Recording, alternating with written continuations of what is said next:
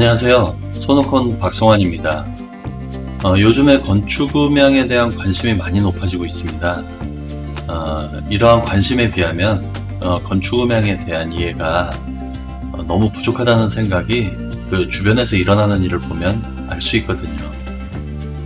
그래서 요번에 이제 저희 손오콘에서는 건축 음향을 정통으로 전공하신 조영재 박사님과 함께 저희들이 영상을 제작하게 됐습니다.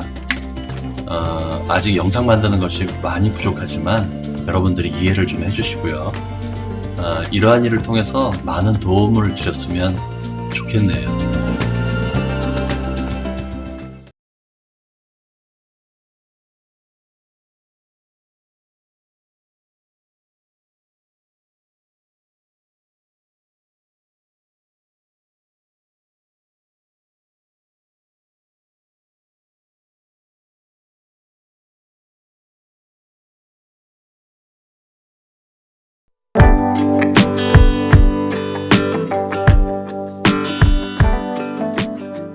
이곳은 정릉에 위치한 베델교회라고 합니다. 벌써 15년이 흘렀네요. 그때 당시에는 흔치 않았던 건축 음향을 부분적으로 참여, 설계를 하였었습니다.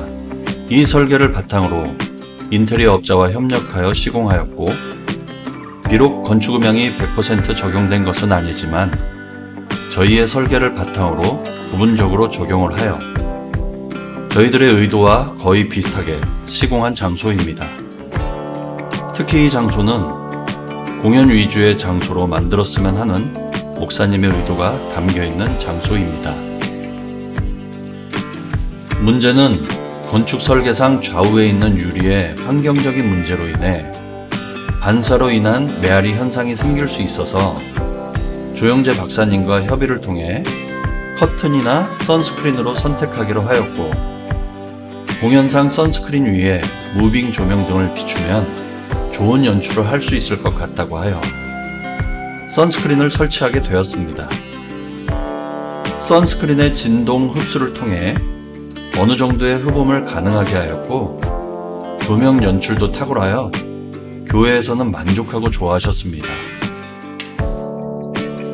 아울러 천정은 그리드를 통해 소리가 안으로 들어가게 하였고, 그리드 안쪽은 뿜으로 흡음재를 뿌려 강력한 흡음이 될 수 있도록 하였습니다. 바닥은 의자와 성도들에 의하여 흡음이 가능하여 공연하기에 안성맞춤인 공간으로 교회에서는 매우 만족을 하였습니다.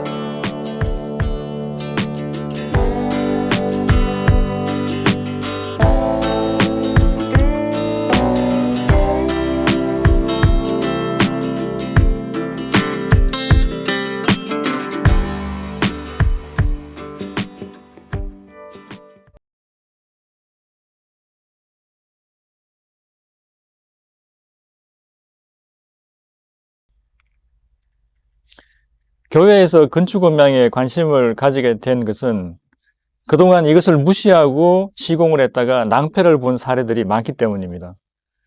좋은 음향 장비만 있으면 좋은 소리를 들을 것이라고 착각했기 때문이죠. 좋은 장비가 좋은 소리를 내는 것은 맞지만 우리는 공간을 통해서 음악을 듣고 있습니다. 그래서 건축 음향을 한마디로 정의하자면 좋은 소리를 들을 수 있도록 공간을 디자인하는 것입니다.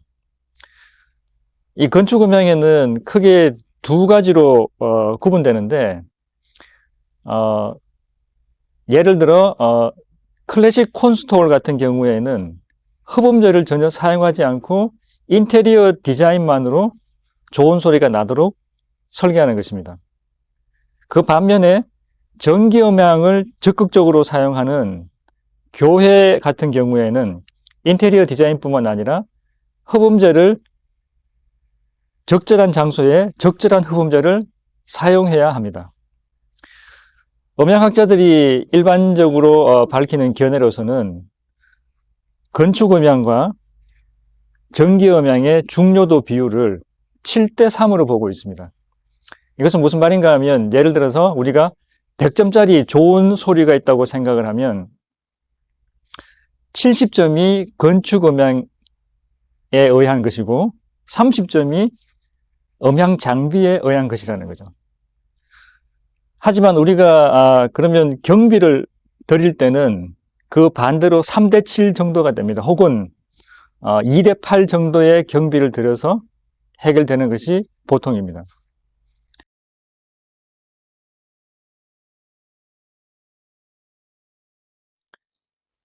중소형 교회 같은 경우에는 1,000만 원에서 3,000만 원 사이, 그리고 대형 교회의 경우에는 7천만 원에서 1억 정도로 보시면 되고요.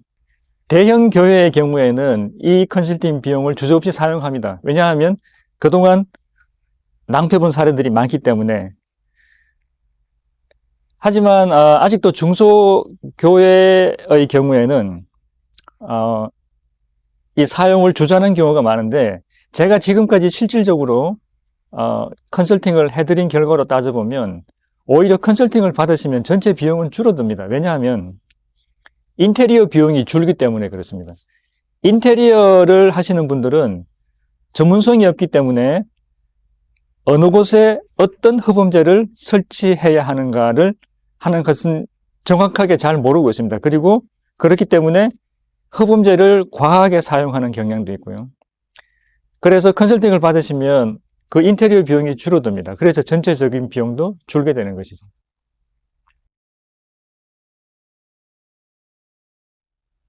베델린 교회 건축 음향은 시공을 할 때 제가 부분적으로 컨설팅에 참여했습니다. 결과물로 두고 봐서는 거의 만점에 가까운 그런 좋은 소리를 내고 있습니다. 건축 음향적으로도 그렇고 전기 음향적으로도 그렇습니다. 건축 음향적으로 봤을 때 특히 천정과 좌석에서의 흡음이 굉장히 훌륭하게 잘 이루어지고요. 그리고 좌우측에 큰 유리창들이 있지만 좌우 넓이가 넓기 때문에 선스크린 정도로 해서 충분히 흡음 효과가 있고 결과적으로 이 소리가 차분하게 깔리면서 목사님의 목소리가 굉장히 선명하게 들리는 효과를 줍니다. 특히 한 가지 장점이라고 할 수 있는 부분은 강대상 뒤쪽에 성가대가 있는데 그 중간에 커튼이 있습니다. 이것이 마치 프로시니엄 무대 같은 그런 흡음 효과를 줍니다. 그래서 강대상에서 하울링도 거의 생기지 않고 굉장히 좋은 흡음 효과를 보여주고 있습니다. 그리고 전기음향적으로도 제가 튜닝에 직접 참여를 했습니다만 음성 이해도가 굉장히 좋고 그리고 음악의 선명함이 탁월합니다. 딱 한 가지 조금 아쉬운 점이 있다면 천정이 지금보다 조금 한 2m 정도라도 좀 더 높았으면 시각적으로 좀 더 편했을지 않을까 하는 그런 아쉬운 점은 있습니다. 물론 이것은 음향하고는 상관없는 이야기입니다.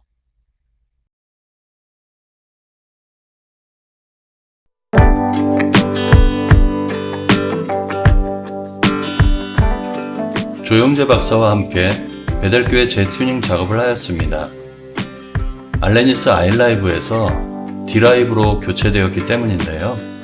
울리는 장소에서는 난반사를 줄이기 위해 흡음이 잘 되어 있는 곳에서도 직접음을 뒤에까지 보내기 위해 중후반부 스피커를 더 설치하여 적절한 음으로 듣게 하지만 특히 교회 음향에서는 그 중요성이 간과되는 것이 사실인데요. 메인 스피커만 좋으면 하는 생각에 보조 스피커는 소리의 사각지대에만 설치하는 경향이 있는데 이래서는 안 됩니다. 메인 스피커로 뒷좌석까지 잘 들리게 하면 앞좌석에서 소리가 너무 커져서 성도들이 불편함을 느낍니다. 그래서 중후반부 스피커의 개념을 음의 사각지대 커버형이 아니라 성도석 전체에 소리의 크기를 고르게 해주는 용도로 정의해야 합니다. 지금까지 교회 음향 튜닝을 하면서 이 개념이 없는 교회를 너무 많이 봤습니다. 이렇듯 중요한 역할을 하는 중후반부 스피커 튜닝의 가장 중요한 것은 타임 딜레이를 정확하게 설정하는 것입니다. 즉, 메인 스피커 소리가 중후반부 스피커에 도달할 때까지 기다렸다가 중후반부 스피커에서 소리가 나오도록 시간을 지연시켜주는 것입니다.